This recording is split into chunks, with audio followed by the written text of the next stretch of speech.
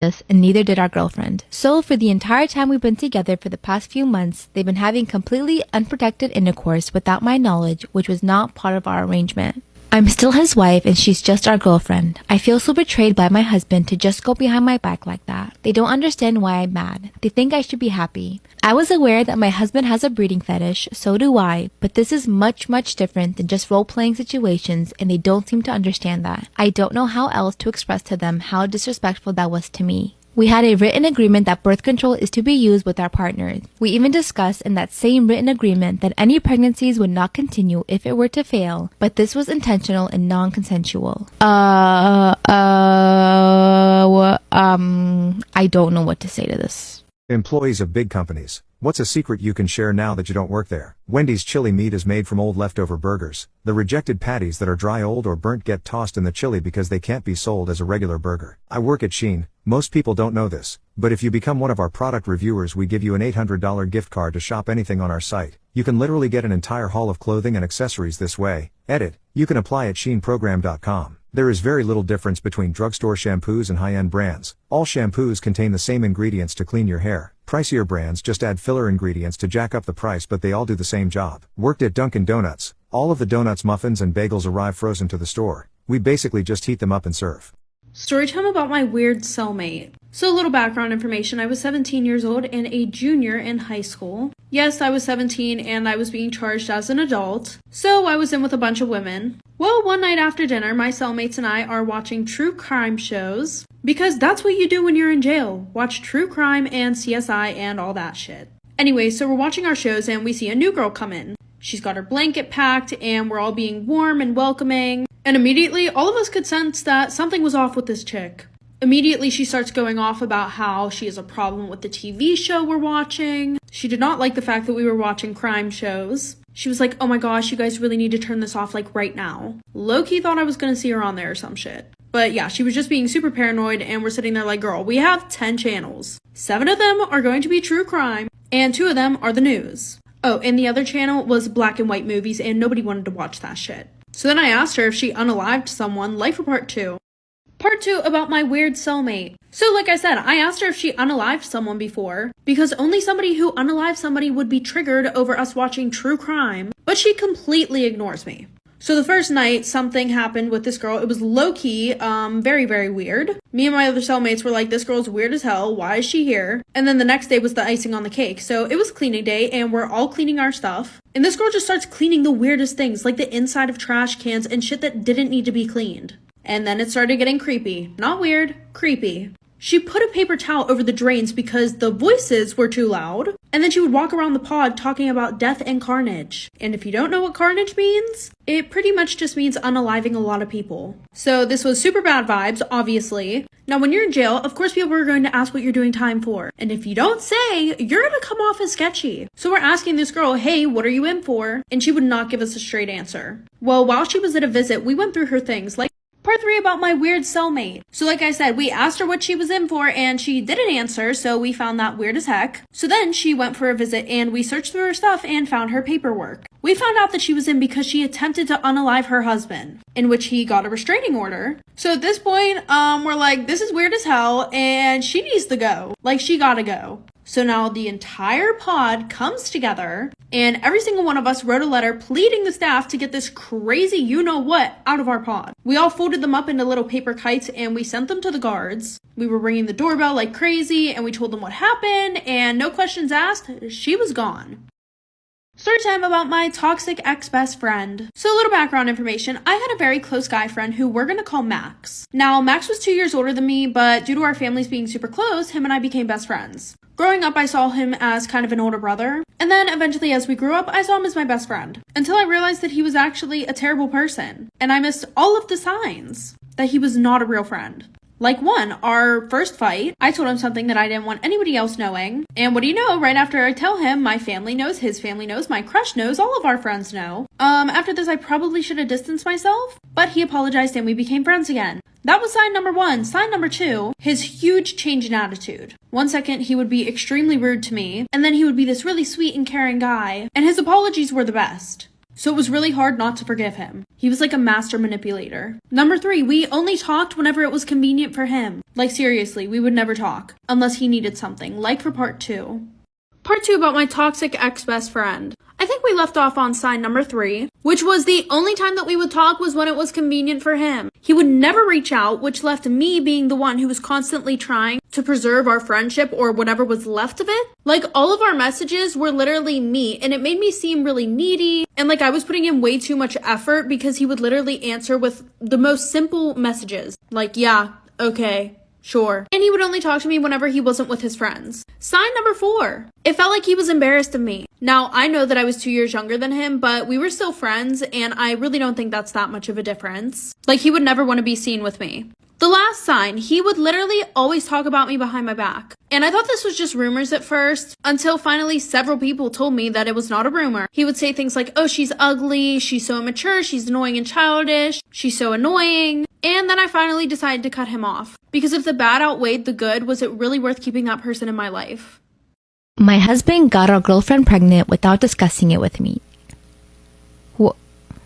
My husband got our girlfriend pregnant without discussing it with me. Okay, here we go. My husband, 38 male, and I, 30 female, are in an open marriage. Okay, now it makes sense. We've been married for 5 years and open for the past 2 years. Currently, we have a long-term girlfriend, 26 female, that we both have been with for just over a year. I am also 30 weeks pregnant, and we're all so excited to welcome our daughter into the world soon. Our relationship and time in the bedroom has never been better until the other day when our girlfriend announced her pregnancy to us. I was so surprised. I didn't know she had been seeing anyone else. After I congratulated her, I asked her who was the father, and she said that my husband was. This was something that we never talked about at all, so I politely asked her to leave while I discussed this with my husband. Apparently, her seeing me pregnant and so excited convinced her that she was ready for motherhood herself, and she told my husband that she would be stopping her birth control. My husband never told me this, and neither did our girlfriend.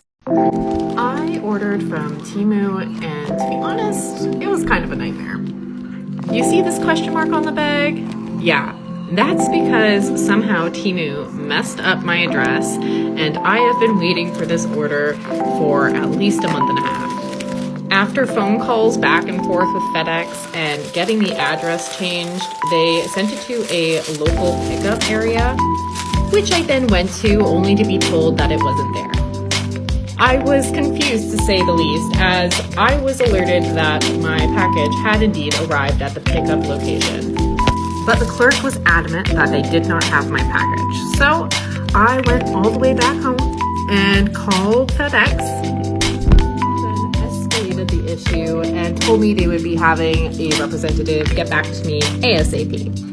After some back and forth phone calls, I finally got a voicemail message left on my phone saying that my package was indeed at the facility I had already bussed all the way down to in order to pick up this package. And I normally wouldn't be complaining about something like this, but I also have a 4-year-old son, and like I just said, I was using the bus system and just not really good customer service, as the guy at the pickup location seemed like he didn't really want to even check for my package and was very quick to dismiss me. I will say one of the perks of this Temu package, if you've stuck around this long, is that everything you are seeing was completely free. And I will explain why it was completely free, because I wasn't looking to get this $115 package for free, but Temu did kind of pull through and they refunded me the entire amount for this package, and they gave me a $10 and a $5 credit on my account, as well as paid for the rerouting and new address because it was their fault that it was a mix-up. So I will say on that front, Temu, that's pretty awesome, because this was a pretty large order and I was not expecting to get it completely for free, so I will be ordering from them again.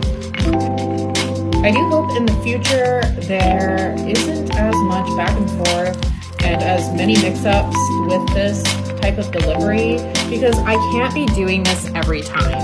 Ultimately though, I am very impressed with many of the items I received.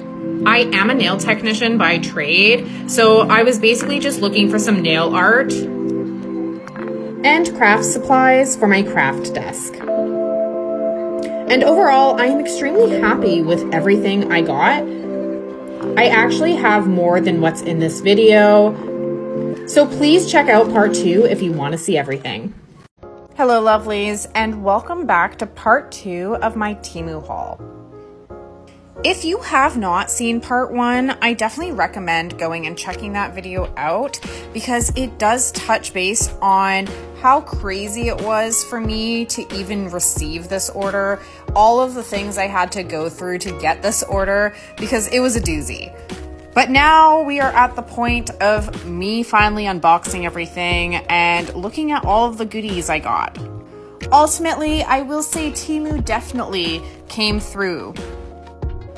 This was a $115 order that I did get completely for free.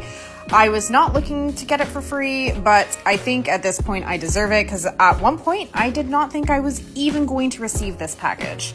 And I will say I am highly impressed with the quality of everything I received. Though I don't think Temu is the best choice when it comes to apparel and to anything that you might be putting directly on your body, I do think that it is a really great source for finding things if you are in need of things for crafting because you like to craft or you're into art, also for home decor, and obviously for nail tech supplies. For example, these bees are heavy and they're like heavy duty. I'm very impressed with them.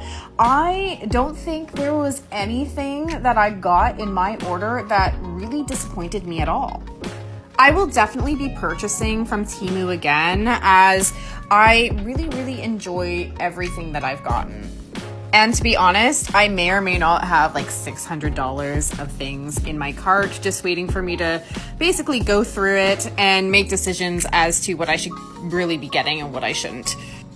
As an example as to how high of quality everything is, I went looking for one of these tool disinfectant containers locally and they were going for almost $35, and I got this one with a peekaboo look-through window for $13, and it came in pink.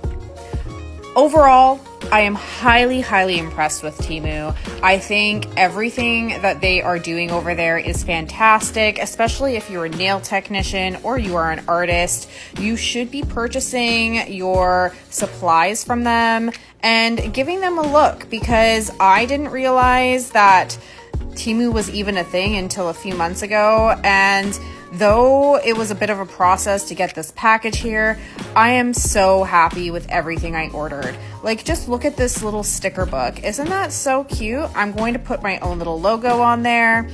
Overall, I'm so happy.